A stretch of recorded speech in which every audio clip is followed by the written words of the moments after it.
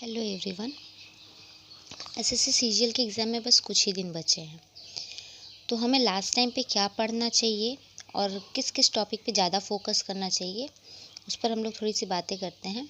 देखिए, नई चीज़ें तो बिल्कुल नहीं पढ़नी है, क्योंकि अब लास्ट टाइम है, जितना पढ़ना था वो सब हो चुका है।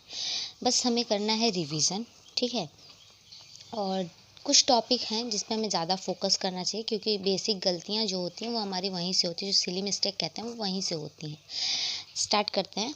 जैसे कि इंग्लिश में subject verb agreement, article, voice, narration, tense, verb, preposition, phrasal verb, parajumble.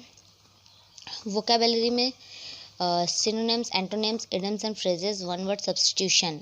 इन सारे टॉपिक्स पे तो हम फोकस करेंगे ही करेंगे। जितना हमने प्रीवियस में पढ़ रखा है उसी को हम रिवाइज करेंगे। और प्रीवियस ईयर पेपर, अभी भी प्रीवियस ईयर पेपर देखना बहुत ज़रूरी है। मतलब आप प्रीवियस ईयर को ही मॉक के हिसाब से आप लगा सकते हैं। और अगर आप कहीं से भी मॉक टेस्ट दे रहे हैं तो उसका एनालिसिस ज़रूर देखिएगा, ठीक है। क्वांट में तो कॉन्सेप्ट जो है उसको एक बार रिवाइज करिए, कॉन्सेप्ट जितने भी हैं, और प्रैक्टिस करते रहिए। और जो मॉक में आपके जिस भी पोर्शन में गलती हो रही है, जहाँ भी हो रही है, उसका एनालिसिस करिए, उसको प्रैक्टिस करिए, मेनी टाइम्स प्रैक्टिस करते रहिए।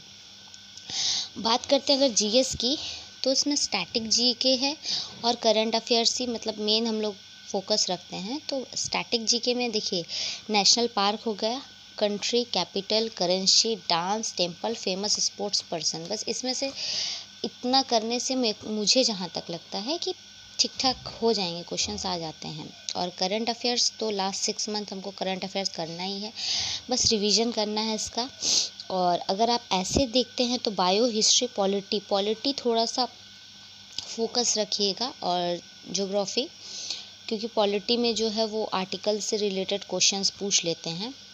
और अगर बात करते हैं हम लोग रीजनिंग की, तो रीजनिंग में number series, missing number, analogy और ऑड वन आउट और सिमिलरिटी, ये जो पोर्शंस है इससे बहुत गलतियां होती हैं, और इनका वेटेज भी मैंने लास्ट के ईयर्स में एनालिसिस किया है, तो काफ़ी इससे क्वेश्चंस मैंने काफ़ी देखे हैं।